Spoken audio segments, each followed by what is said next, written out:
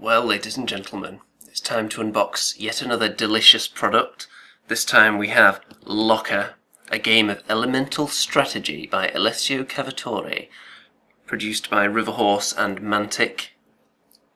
Now, this isn't a brand new copy, so there aren't any well-disguised opening mechanisms that we'll have to struggle with, such as those found on the Tarot of Loka. So, here we go. Let's slide open the box, shall we? And immediately we see a chessboard. But that's only half the story, really, because on the other side you have the full Loka board, so you can play it just as regular chess if you want to use the other side. So very versatile. Everyone should own a chess set, really, shouldn't they? So this is a good opportunity if you don't have one. Within the box we find the delicious contents, starting with this rule book here. The first few pages will see the rules for Loka, the terrain, the combat mechanics, and then when we get towards the back here we have just the rules for basic chess, in case you're not aware of those. Delving deeper still, you can tell this isn't a brand new copy because all the little terrain cards have already been popped out there. So let's have a look at those, shall we? You wouldn't really have this many pieces of terrain in play at the same time. You'd only have 4, I believe. Each player will randomly position one of them at the start of the game. I know that these are the portals, which you can use to teleport across the board.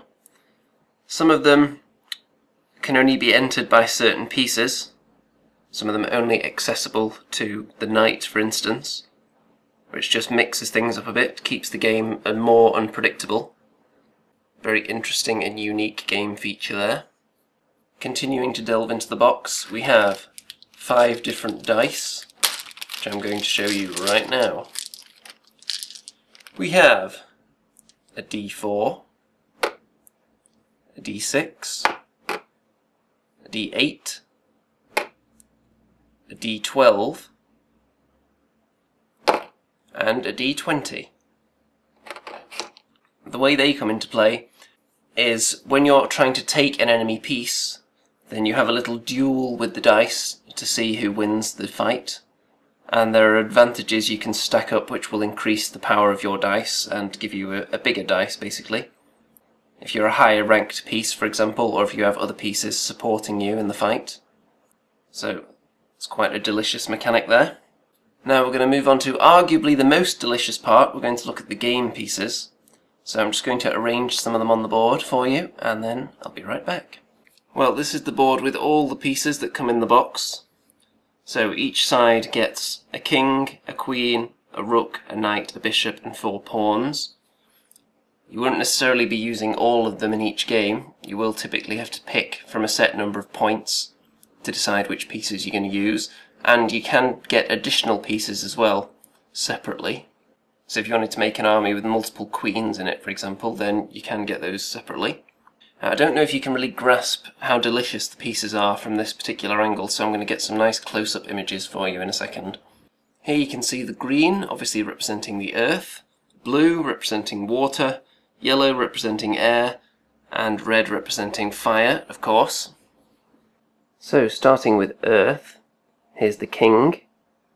Immediately recognisable as the king since he's seated on a little throne there. The most spectacular piece in each side tends to be the queen, and rightly so. This one, she's looking very, very tree-like. Also immediately recognisable as the queen, you can see that she does have a form of crown there. You're not going to mistake her for another piece. Then generally the big bulky piece of the army is the rook. The bishop tends to be the most holy looking. You can see he's got a little religious type hat with a staff. Then the knight, which in this instance is half horse, half something. And then we move down and we see the pawns, which are generally smaller than the rest, so it's quite obvious. Now we move on to water, which is my personal favourite. They have a very nice undead theme. King, obviously seated. The queen, quite evil looking, isn't she?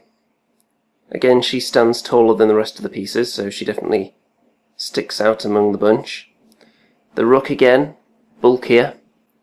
Bishop with a staff again, and a pointy hat. Can't go wrong with that look, can you? And then a skeletal horse with wings, looking very evil there. Obviously the knight. And then the pawns, which are in fact skeletons. These are actually one of my favourite models in the entire game, even though they are just the pawns. Now we move over to heir. Obviously the king. The queen.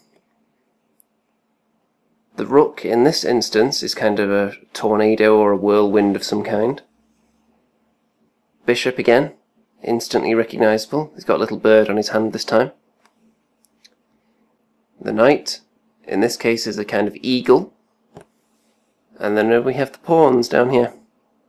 All quite delicious so far, I think you'll agree. Now moving on to fire. There's the king, of course. The queen, with her multiple arms. Quite delicious. The rook, who in this case is a flame. Somewhat bound by chains, but you can't really contain a flame, can you? Bishop again.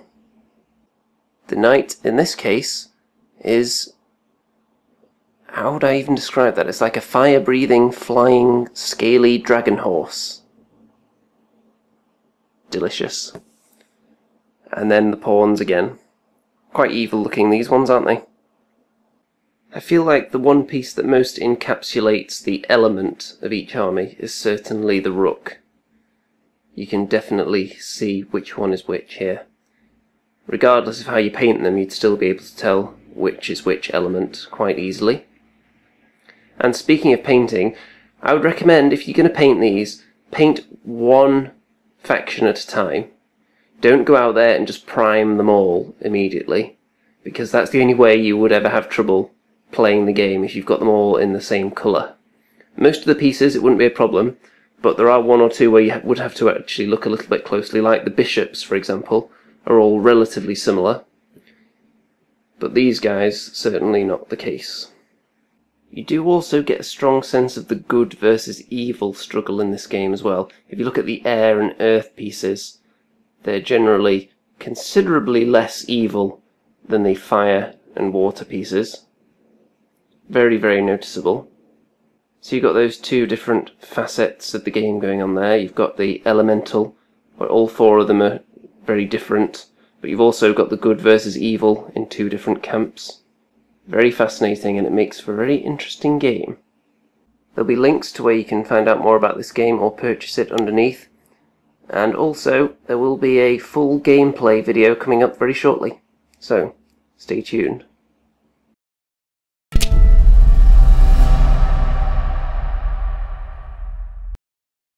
My most delicious award goes to the water pawn.